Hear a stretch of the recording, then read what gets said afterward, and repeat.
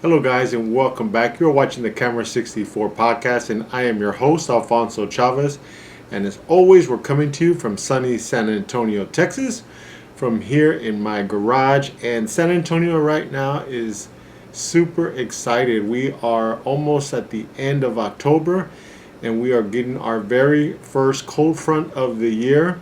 Tomorrow, we're supposed to wake up with temperatures in the 50 degrees. It's gonna be amazing, guys. I can't believe it. Just last week we still had 90-degree days here in San Antonio. But if you're from San Antonio or you've been living here for a while, you know that it's basically 90 degrees year round, except for late October, November, and maybe December. And then after that, winter is pretty much over, guys. But I'm glad to be back. I'm hoping that you're having an amazing week. I know that I am. Work has been a little bit hectic because they keep adding to my route, but that's okay. We'll adjust for that and we'll get through it.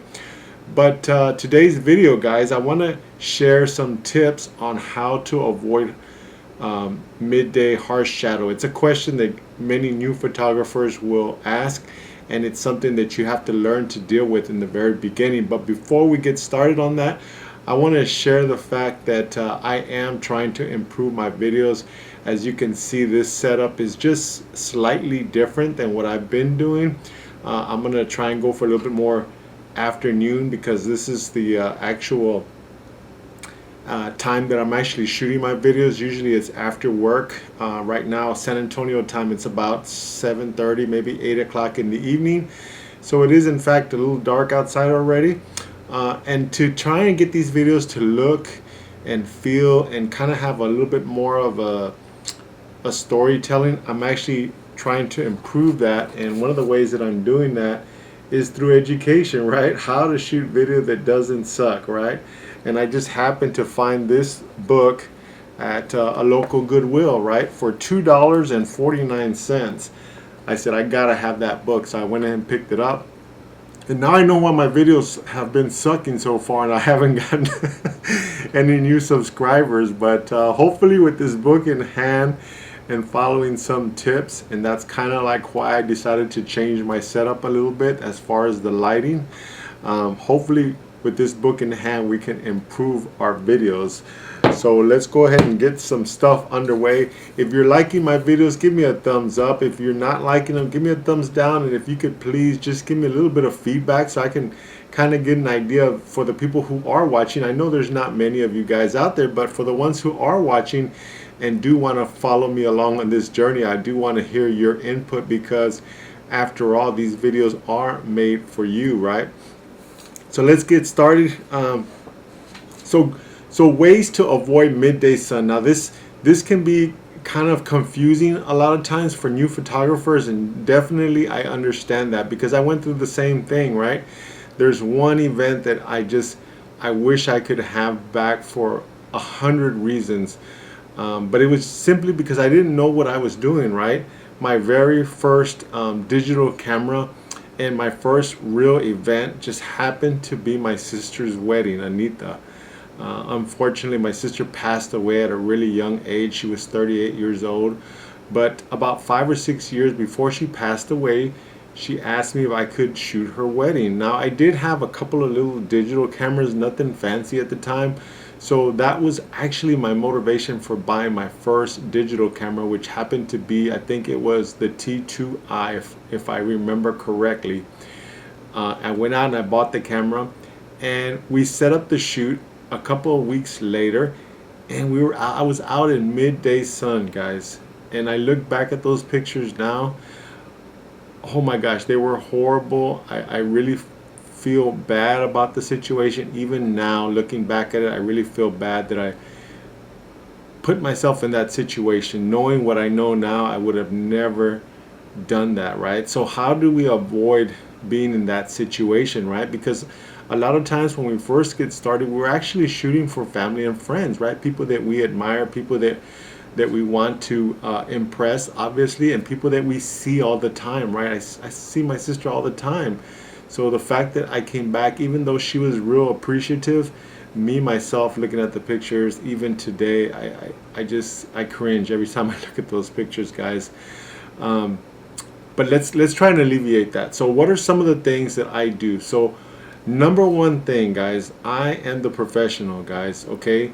And if you consider yourself to be the professional or the person who's going to be in charge of this session for the person that you're photographing, number one thing is just to avoid midday altogether. Now, how do I do that? I will always direct my clients that, hey, when do you want to do your session? Do you want to do it early morning or late evening? Those are my two options that I always come to the table with. I don't give them the option of a midday. Now, in the event that if I present both of those options, either morning or late evening, and they're not able to do it, and midday is the only option, then that is the way that I go. Obviously, I don't have a choice at that point. They need the pictures done, and that's the only time that they can do it. So how would I go about handling that situation? Well, the only way, unfortunately, to handle that, well, not the only way, but the best way, I'm going to put it that way.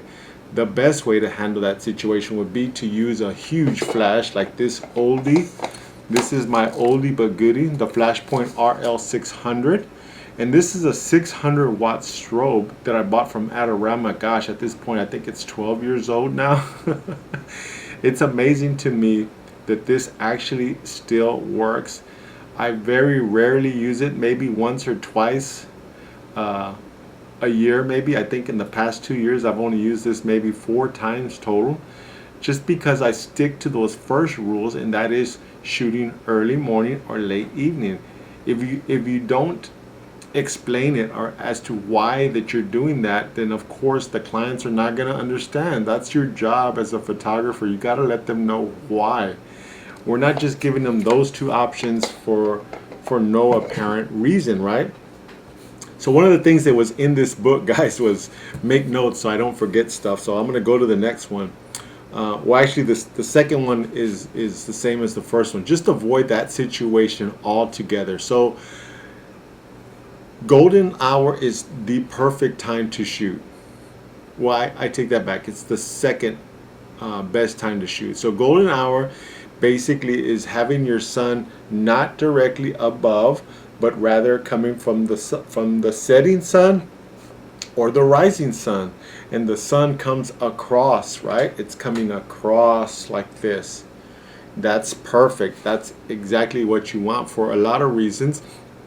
But the biggest one is that it gives the light direction. And when your light has direction, then you have a little bit more control over where the shadows fall. And it's also a more pleasing look, number 2. And number 3, they have that golden light, right?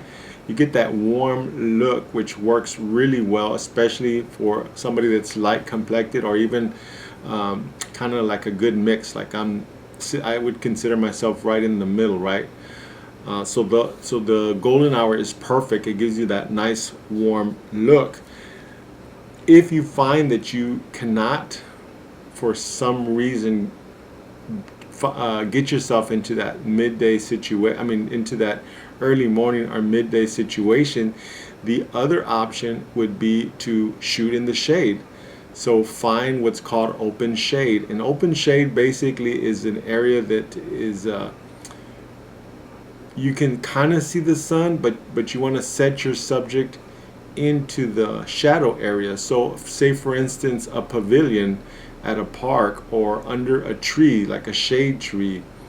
But there are some things that you need to keep in mind when you do that, and that is that you want to kind of keep the background also into a shaded area. So the way you would do that is you'd set your subject up in the shade, and then you would go around, walk around them until you find somewhere that matches, right? So the background's going to match. So if the person's in shade, the background also needs to be in shade, and you're going to get some pretty nice pictures. But if the person is in shade and you're shooting out to the sun, that can create some situations that you don't want to deal with. Again, you're dealing with harsh light. Even though your subject is in shade, you are going to deal with some harsh light. So if you need to have them out in the sun, that's the other option. is to move them out in the sun and use the sun itself to hard light them. Now, hard light is kind of difficult, I want to say, but it's not difficult in the technical aspect of it. So what you want to do, your camera has a metering system in it. So what I always do, the way I handle it is I'll take a picture and then I'll open it up and check out my histogram. And if my histogram is showing the bright areas or the highlight areas to be just way too bright, then I'll usually underexpose using my my under and over at the bottom, and it's usually the circle which represents the 0, and then you have the plus exposure and the negative exposure. You want to negative expose the photo using the bottom part of it. You'll see what I mean. I don't know the exact term for it. You're gonna have to excuse me, but you want to underexpose your photo. Basically, usually it's a stop and a half, so that way your highlights are always under control and you're just worried about your shadow area. So there's a couple of ways you can alleviate that shadow area so that you don't have a huge contrast, because contrast is the area between the brightest part of the image to the darker part of the image, and the way that we deal with that would be using a reflector. This happens to be also from Adorama. That's usually where I like to buy my photo gear at. If that's a place that you like to visit, then yeah, definitely. So this is one piece of gear that I always tell people that they can cheap on. You can get these really inexpensive. eBay is also another place where you can find very inexpensive reflectors. And usually reflectors have a bright side on one side, and if you flip it over, it has a reflective side, and some of them might have a black side if you're trying to get some negative film, essentially make that area darker. But usually it's white on one side and reflective on the other.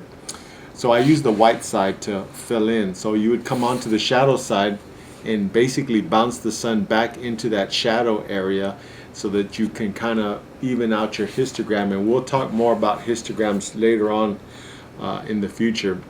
Some other tips as far as staying out of that midday sun is also using your phone, guys, looking up the weather, because obviously weather has a lot to do with it. Now here in San Antonio, you always hear me mention it, sunny San Antonio, because it is sunny 95% of the time here in San Antonio.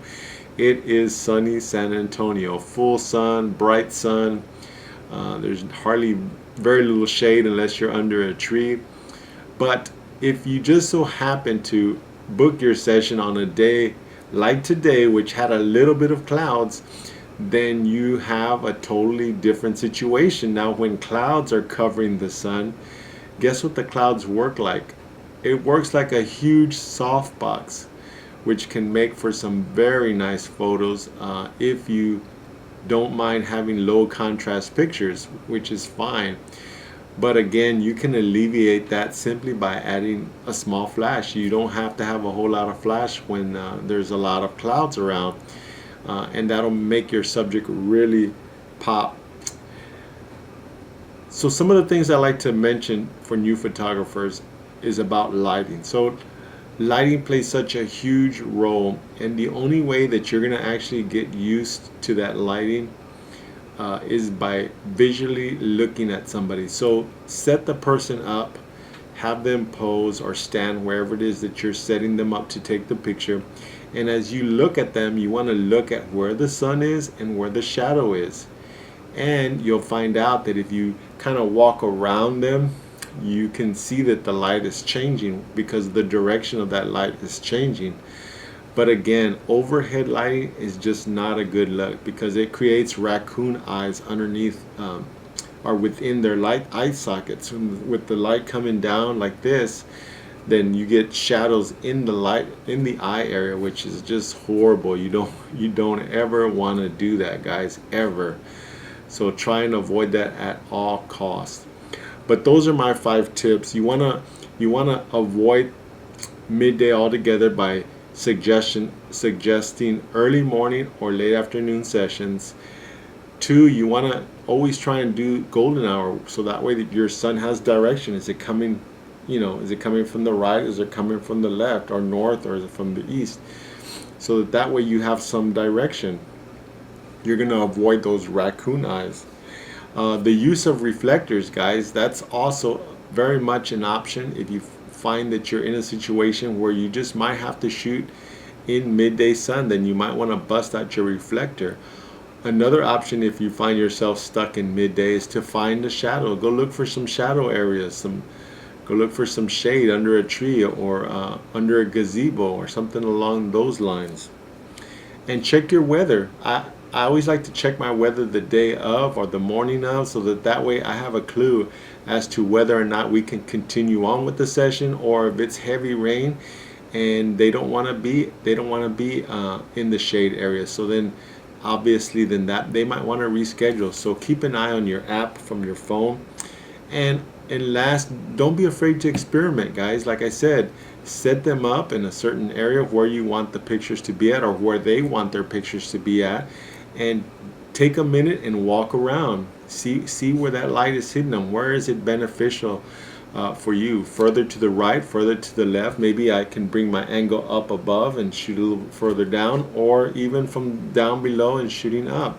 The only way you're going to know what's going to work or look better for you is obviously by experimenting. So don't be afraid to experiment with those, guys. But that's been my show for today, and if you made it this far, give us a thumbs up. We're looking for subscribers, and I am working hard on how not to shoot videos that suck.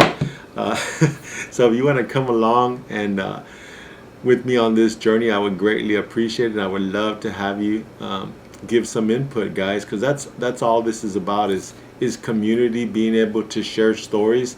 And if I have some ideas that I think will help improve your photography, I'm going to share that. If you have an idea or you're struggling with something, just drop me a comment below, subscribe. I know it's down there somewhere. And we'll look forward to seeing you in the next video, guys. You take care. You have a great evening. And my name has been Alfonso Chavez, and as always, we're coming to you from the garage. Till next time, guys, take care. Bye-bye.